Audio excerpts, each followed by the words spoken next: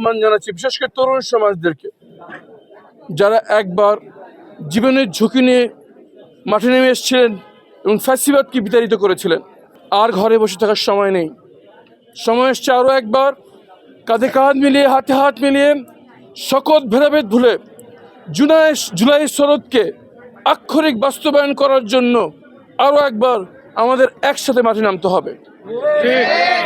বাংলাদেশের ইতিহাস বারবার প্রমাণ করেছে, ছাত্র জনতা যখন ভেদাভেদ ভুলে একসাথে কাঁধে কাঁধ মিলিয়ে হাতে হাত মিলিয়ে যখনই মাঠে নেমেছে, সকল ধরনের বাধা বিপত্তির পর্বত সমান শক্তিও বিলীন হয়ে গিয়েছে। যদি আমরা নতুন বাংলাদেশ চাই, যদি আমরা জুলাই সনদের আক্ষরিক বাস্তবায়ন চাই, যদি মানবতা বিরোধী অপরাধের সাথে যারা জড়িত গুম খুন তাদের বিচার চাই, তাহলে আরও একবার সবাইকে বিশেষ করে তরুণদেরকে মাঠে নেমে পড়তে হবে। আর হাতে সময় নেই, মাত্র 40 দিন পর আমাদের এই জাতির ভাগ্য নির্ধারণ হতে চলেছে। আসুন সবাই মিলে গড়ি নতুন বাংলাদেশ।